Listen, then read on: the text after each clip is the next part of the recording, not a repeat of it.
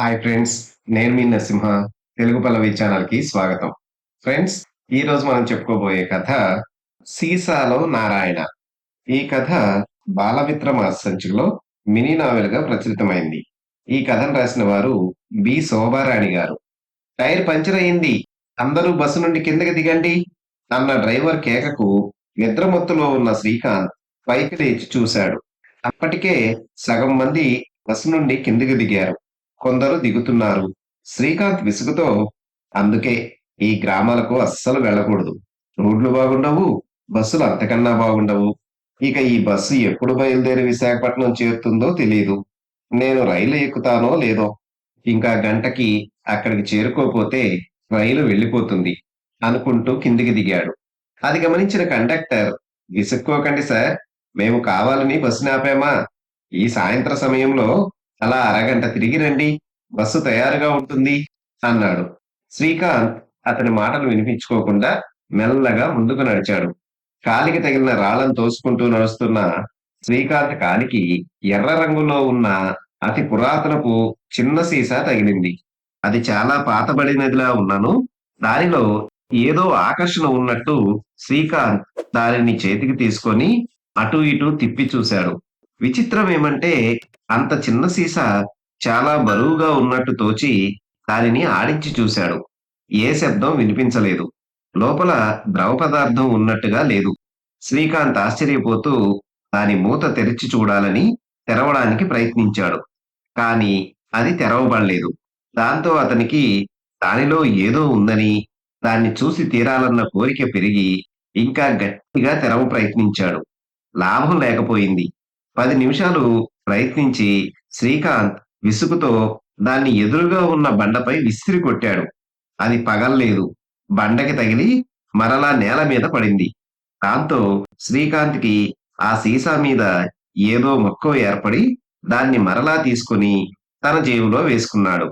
దాన్ని ఇంటికి తీసుకువెళ్ళి ఎలాగైనా ప్రయత్నంతో దాని మూత తెరిచి లోపల ఏముందో చూడాలన్నది అతని ఆలోచన. 2 అడుగులు ముందుకు వేసిన శ్రీకాంత్‌కి మరో ఆలోచన కలిగింది. ఇంకా బస్ తయారు కాలేదు. అంతవరకు అలా తిరిగే కన్నా ఎందుకు ఈ సీసాని తెరవడానికి ప్రయత్నించకూడదు అని అనుకున్నాడు. వెంటనే తన ఆలోచన అమలుపరిచాడు. జేబులోని సీసాని తీసి బలం కొద్దీ గట్టిగా తెరవడానికి ప్రయత్నించాడు. 2 నిమిషాలు ఆ సీసాతో కుస్తీ పట్టి ఎలాగోలా మూత తెరిచాడు. మరుక్షణం అందులో నుండి సన్నని పొగ బయటికి రావడం మొదలైంది. దాన్ని చూడ్డంతో శ్రీకాంత్ అదిరిపడి సీసాని దూరంగా విసిరాడు. శ్రీకాంత్, నన్ను విడిపించినందుకు నీకు చాలా థాంక్స్ అన్న మాటలు విని శ్రీకాంత్ వెనక్కి తిరిగి చూశాడు. అక్కడ ఓ బ్రాహ్మణుడు చిరునవ్వుతో నిలబడి ఉన్నాడు. పిలక, నెత్తి మీద పెద్దగా 3 నామాలు, ఇంకా చేతులపై, ఎదపై నామాలతో, పట్టు పంచెలతో పవిత్రంగా, దివ్యంగా వెలిగిపోతున్నాడు. శ్రీకాంత్ ఆశ్చర్యంతో, మీరు ఎవరు? మిమ్మల్ని ఎక్కడి నుండి విడిపించాను? నేను ఇంతకు ముందు మిమ్మల్ని చూసి ఉండలేదే అన్నాడు. బ్రాహ్మణుడు నవ్వుతూ, శ్రీకాంత్, నీకు అంతా వివరంగా చెబుతాను. విను. నా పేరు నారాయణ. నేను సరిగ్గా 100 సంవత్సరాల క్రిందట పెద్ద పండితుణ్ణి. ఎన్నో శాస్త్రాలు, వేదాలు చదివి నలుగురిలో గొప్పగా ఉండేవాణ్ణి. కానీ నాకు మంత్రతంత్రాల మీద మక్కువ కలిగి అవి నేర్పమని మా గురువు గారిని ప్రార్థించాను. ఆయన నా కోరిక విపరీతమైనదని, అలా కోరకూడదని మంచిగా చెప్పారు. కానీ నేను మొండి పట్టు పట్టాను. చివరికి ఆయన నాకు ఒక మంత్రం ఉపదేశించి 100 ఏళ్ళు ఎవ్వరికీ తెలియని చోట తపస్సు చేయమన్నారు. ఆ తర్వాత నాకు మంత్రాలు అన్నీ తెలుస్తాయని కూడా చెప్పారు. ఎవరూ చూడని స్థలం ఈ సీసా అని గుర్తించి మా గురువుగారికి చెప్పి ఆయన శక్తి వలన పొగగా మారి ఈ సీసాలో దూరాను. గురువుగారు దాని మూత మూసి ఆ సీసా ఎవరికంటా పడదని, సరిగ్గా 100 సంవత్సరాల తర్వాత ఒకరి కంటపడి దాన్ని తెరవగలరని, వారికి 1 నెల వరకు నా మంత్ర సహాయం చెయ్యమని చెప్పారు. సరిగ్గా 100 సంవత్సరాల తర్వాత నీవు నన్ను సీసా నుండి విముక్తి చేశావు. నాకు అన్ని మంత్రతంత్రాలు వచ్చేశాయి అన్నాడు. అది విని శ్రీకాంత్, చాలా ఆశ్చర్యంగా ఉందే. ఇంతకీ నారాయణ, నాకు ఏం సహాయం చేస్తావు అని అడిగాడు. నా వల్ల కాని పని ఏదీ లేదు. ఒక నెల వరకు మీ వెంటనే ఉంటాను. మీ కోరికలు నా ద్వారా తీర్చుకోండి అన్నాడు నారాయణ. నీ సహాయం మాట అటుంచు. నేను వచ్చిన బస్ ఇంకా బాగు కానట్టుంది. ఇంకో 10 నిమిషాల్లో విశాఖపట్నం రైల్వే స్టేషన్ వెళ్ళి హైదరాబాద్ వెళ్ళే రైలు ఎక్కాలి. లేకపోతే నాకు చాలా విధాల నష్టం వస్తుంది. నీవు ఏ విధంగా సహాయం చేయగలవు? అన్నాడు శ్రీకాంత్. నారాయణ నవ్వుతూ, నా సంగతి నీకు సరిగ్గా తెలియదు. ఇంతకీ ఆ హైదరాబాద్ వెళ్ళే రైలును ఇటువైపు తీసుకురమ్మంటారా? అన్నాడు. అమ్మో! అంత పని వద్దు. అందరూ చాలా ఇబ్బంది పడతారు. నన్ను విశాఖపట్నం స్టేషన్‌కి త్వరగా తీసుకుపో. అది చాలు అన్నాడు శ్రీకాంత్. నా పేరు 2 సార్లు పెద్దగా పిలిచి గట్టిగా కళ్ళు మూసుకో అంటూ నారాయణ అదృశ్యమయ్యాడు. శ్రీకాంత్ గబగబా బస్ వద్దకు వెళ్లి తన పెట్టె తీసుకొని నారాయణ, నారాయణ అని గట్టిగా అరిచి కళ్ళు మూసుకొని మళ్ళా తెరిచాడు. ఆశ్చర్యపోయాడు. అతను విశాఖపట్నం రైల్వే స్టేషన్‌లో హైదరాబాద్‌కు వెళ్ళే రైల్లో కూర్చొని ఉన్నాడు. అతని చేతిలో టికెట్ కూడా ఉంది. నారాయణ గట్టివాడే అని శ్రీకాంత్ మనసులో అనుకున్నాడు. రైలు హైదరాబాద్ స్టేషన్ చేరిన వెంటనే శ్రీకాంత్ దిగి బయటికి వచ్చాడు. బయట సామాన్లతో చాలా మంది నిలబడి ఉన్నారు. ఆటోలు చాలా తక్కువగా ఉన్నాయి. అందువలన ఆటో డ్రైవర్లు ప్రయాణికుల వద్ద మీటర్ మీద 10, 20 రూపాయలు ఎక్కువ కావాలని అడుగుతున్నారు. పోలీసులు అక్కడ లేనందున వాళ్ళు డిమాండ్ చేస్తున్నారు. అంతటినీ చూస్తున్న శ్రీకాంత్ అనవసరంగా వాళ్ళకి డబ్బులు ఎక్కువ ఇవ్వడం ఎందుకని నెమ్మదిగా నడక సాగించాడు. అంతలో ఎదురుగా ఎవరో నారాయణ అని పిలుస్తూ వెళ్తుండటం చూసి శ్రీకాంత్‌కి విశాఖపట్నంలో నారాయణ గుర్తుకు వచ్చి నారాయణ అని పిలిచాడు. ఏం స్వామి, నేను మీ వెంటనే ఉన్నాను. మీకు ఏం కావాలో చెప్పండి అంటూ నారాయణ ముందుకు వచ్చాడు. ఇక్కడ ఆటోల పరిస్థితి చూసావు గదా! నేను త్వరగా ఆటోలో ఇంటికి వెళ్ళాలి అన్నాడు శ్రీకాంత్. తప్పక వెళదాం. అదిగో ఆ మూలనున్న ఆటోలో డ్రైవర్ లేడు. మీరు వెళ్లి కూర్చోండి. ఎవరూ మిమ్మల్ని ఏమీ అనరు. ఆటోలో కూర్చొని నా పేరు 2 సార్లు పిలవండి అన్నాడు నారాయణ. శ్రీకాంత్ అటు ఇటు చూసి మెల్లగా నిలిచి ఉన్న ఆటోలో కూర్చున్నాడు. అంతలో పక్కన బీడీ తాగుతున్న డ్రైవర్ సాబ్, ఎక్కడికి వెళ్ళాలి? మీటర్ మీద 20 రూపాయలు ఇస్తావా? అన్నాడు. శ్రీకాంత్ ఏదో మాట్లాడాలని నోరు తెరిచాడు. మరుక్షణం ఆటో పెద్దగా శబ్దం చేసుకుంటూ ముందుకు కదిలింది. అది గమనించిన డ్రైవర్, అయ్యో! నా ఆటో ఎవరో తీసుకువెళ్తున్నారు. పట్టుకోండి అంటూ ముందుకు అడుగులు వేస్తూ అంతకుముందు తాను తిని పారేసిన అరటి తొక్క మీద కాలు పడడంతో జారి ముందుకు పడ్డాడు. ఇంతలో ఆటో నెమ్మదిగా స్టేషన్ నుండి బయటికి వచ్చి వేగంగా ముందుకు వెళ్ళింది.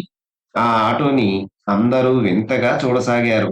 శ్రీకాంత్‌కు మనసులో భయంగా ఉన్నా మెల్లగా గొంతు పిగుల్చుకొని నారాయణ అని పిలిచాడు. స్వామీ, నేను ఈ ఆటో నడుపుతున్నాను. మీరు కంగారు పడకండి అన్నాడు నారాయణ.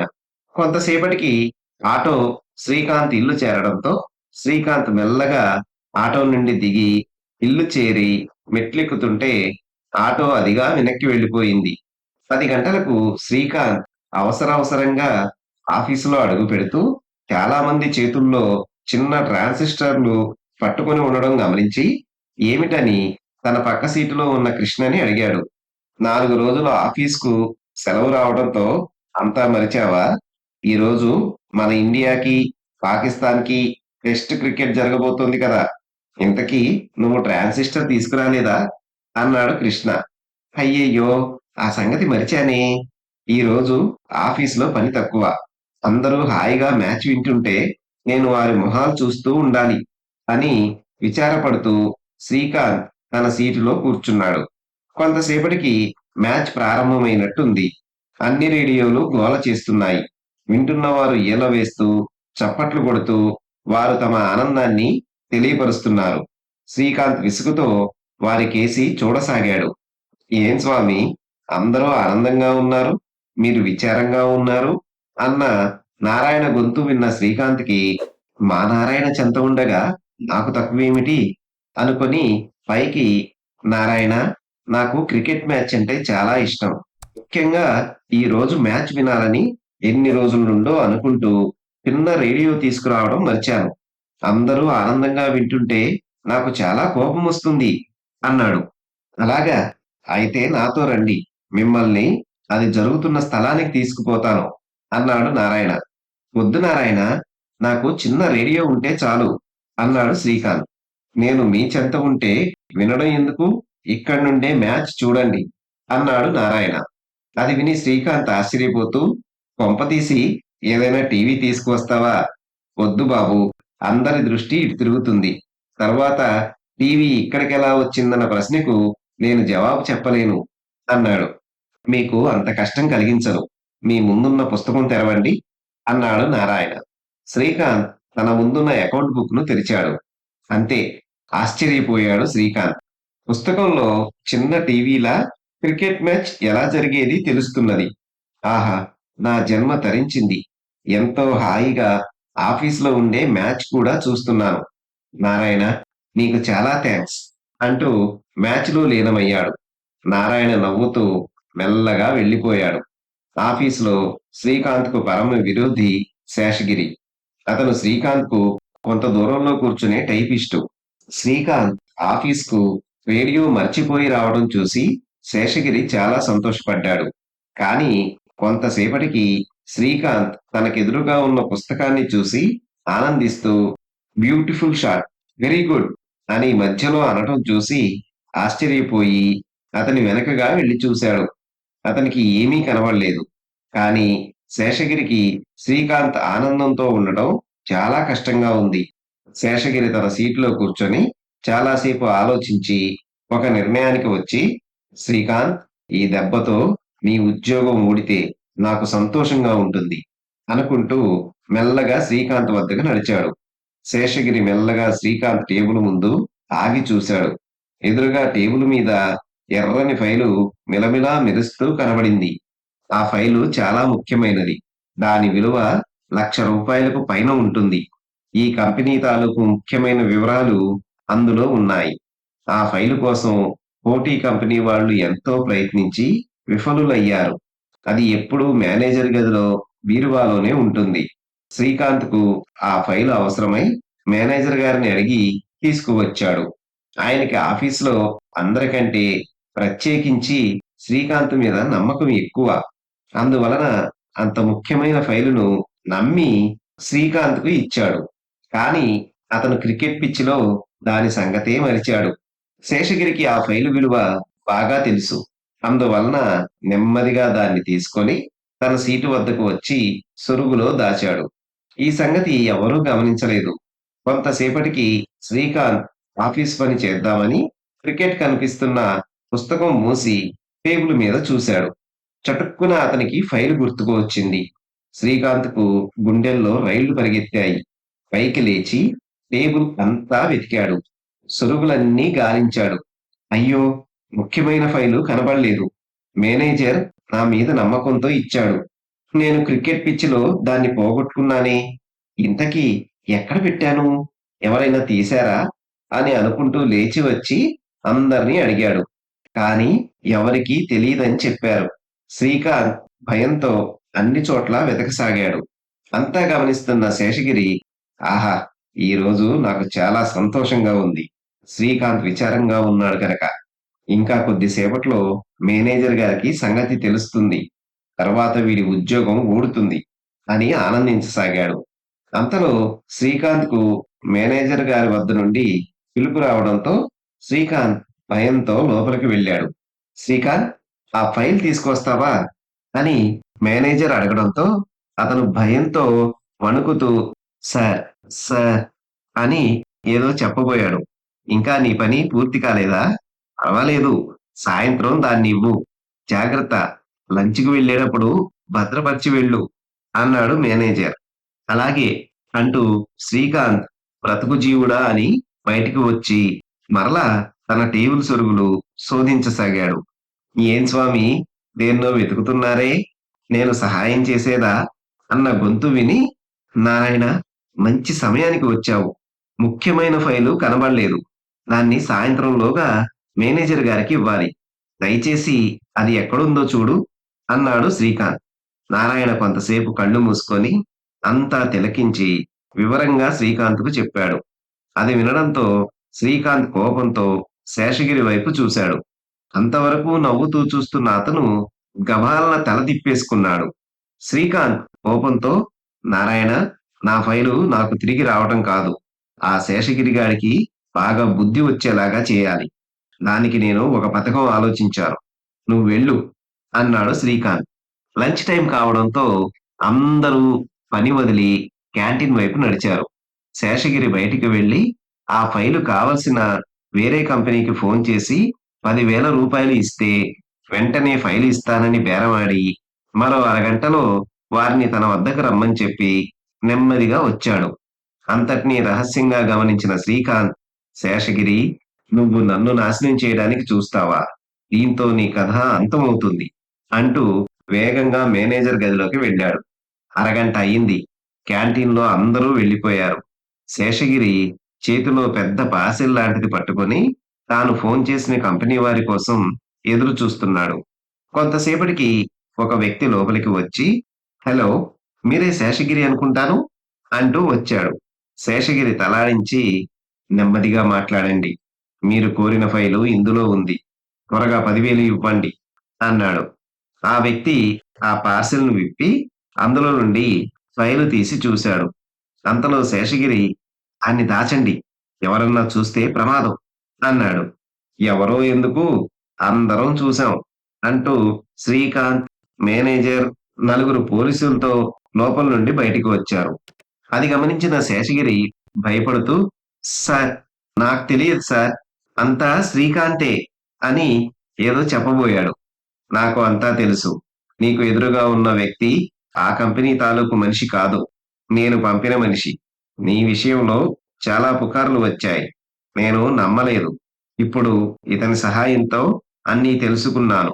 నువ్వు చేసిన మోసానికి నీకు జైలు శిక్ష మాత్రం కాదు, ఉద్యోగంలో నుండి కూడా బర్తరఫ్ చేస్తున్నాను" అంటూ అక్కడి నుండి మేనేజర్ కోపంతో వెళ్ళిపోయాడు.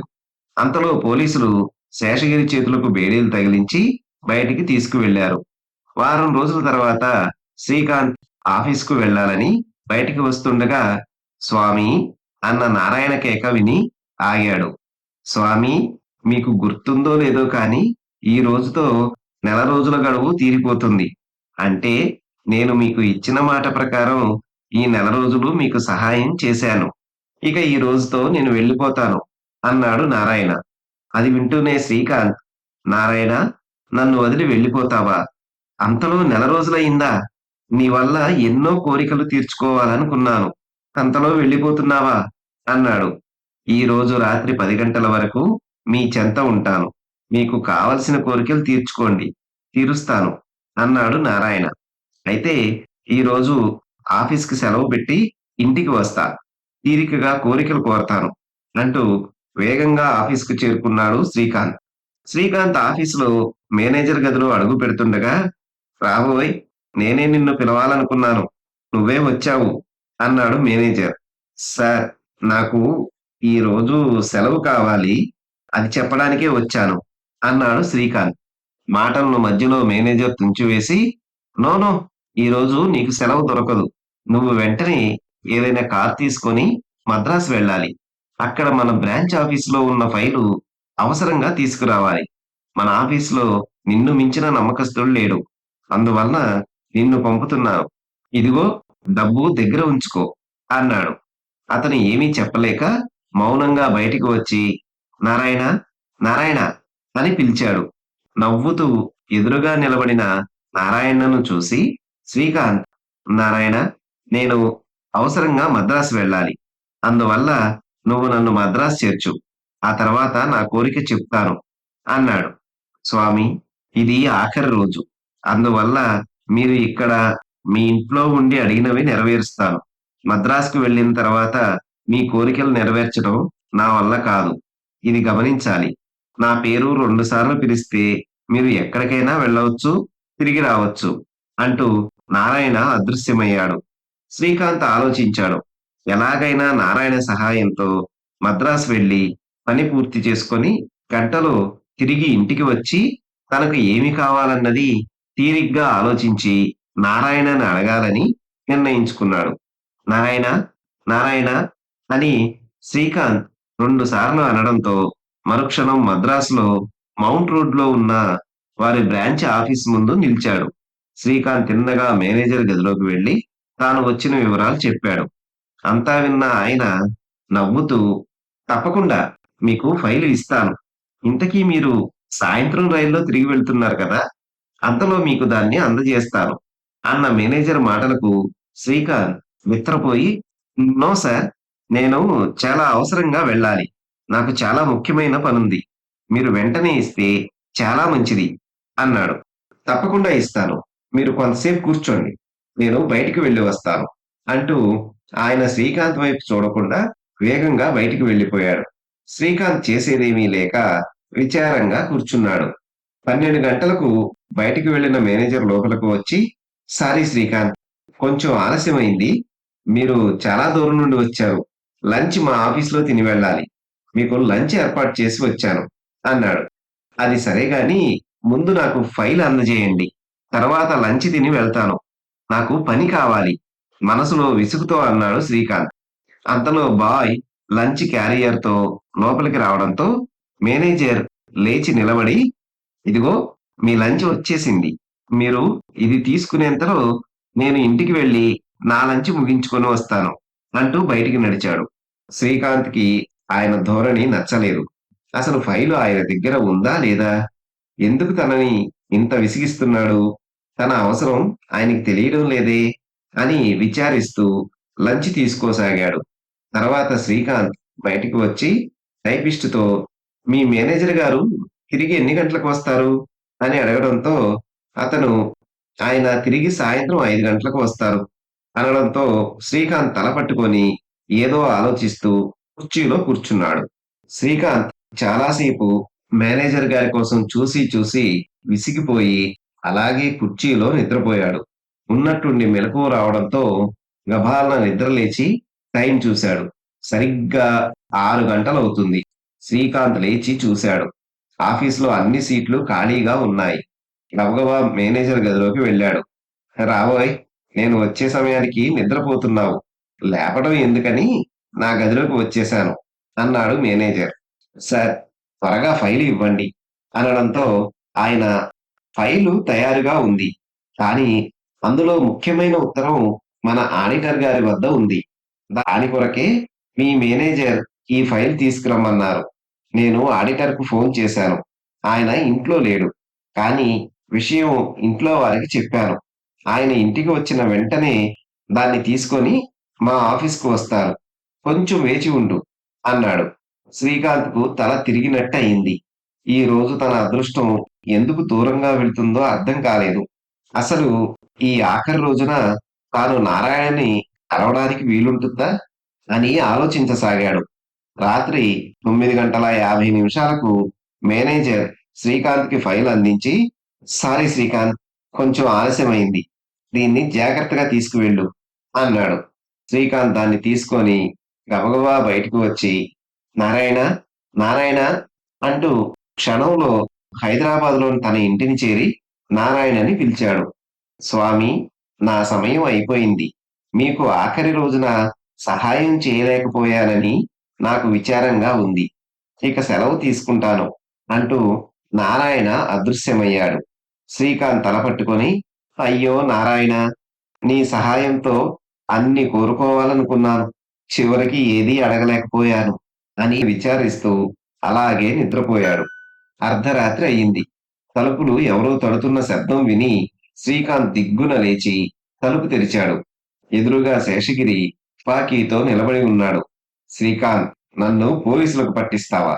ఇప్పుడు నీ వద్ద ముఖ్యమైన ఫైలు ఉన్న సంగతి నాకు తెలుసు. దాన్ని నీకంటే ముందుగా తీసుకువెళ్తాను. అడ్డు వచ్చావంటే నిన్ను చంపి వెళ్తాను" అంటూ లోపలికి వచ్చి టేబుల్ మీద ఉన్న ఫైలు తీసుకున్నాడు. అది చూసి శ్రీకాంత్ మనసులో, "అయ్యో! ఈ సమయంలో నారాయణ సహాయం నాకు లేదే. ఈ ముఖ్యమైన ఫైలు పోయిందంటే తప్పక నా ఉద్యోగం ఊడుతుంది. ఇప్పుడేం చేయాలి? నా ప్రాణం పోయినా పర్లేదు. వీణ్ణి ఎదుర్కోవాలి" అని ధైర్యం తెచ్చుకొని, "శేషగిరి" అని అరిచి పులిలా అతని మీద పడ్డాడు. ఆ హఠాత్ సంఘటనకి శేషగిరి తట్టుకోలేక వెనక్కి నేల మీద పడ్డాడు. చేతిలోని ఫైలు, తుపాకీ ఎగిరి దూరంగా పడ్డాయి. అంతలో శ్రీకాంత్ ఎగిరి శేషగిరి మీద పడి చెడామడా 4 వాయించడంతో శేషగిరి చేతులు జోడించాడు. శ్రీకాంత్ అతన్ని లాగి వీధిలోకి విసిరి తలుపు మూశాడు. కింద పడిన ఫైలు బీరువాలో పెట్టి, "హమ్మయ్య! నా స్వశక్తితోనే నాకు కావలసిన కార్యం సాధించుకోవచ్చు. ఇన్ని రోజులు నారాయణ మాయతో ఆ స్వశక్తిని తెలుసుకోలేకపోయాను. ఇక నారాయణ లేకపోయినా పర్వాలేదు. నేను ఏ కొరత లేకుండా ఉండగలను" అని మనసులో అనుకుంటూ నిద్రలోకి జారుకున్నాడు శ్రీకాంత్. చూశారు కదా ఫ్రెండ్స్! ఇది ఈ రోజు కథ. మరొక మంచి కథతో తదుపరి వీడియోలో కలుసుకుందాం. ధన్యవాదాలు.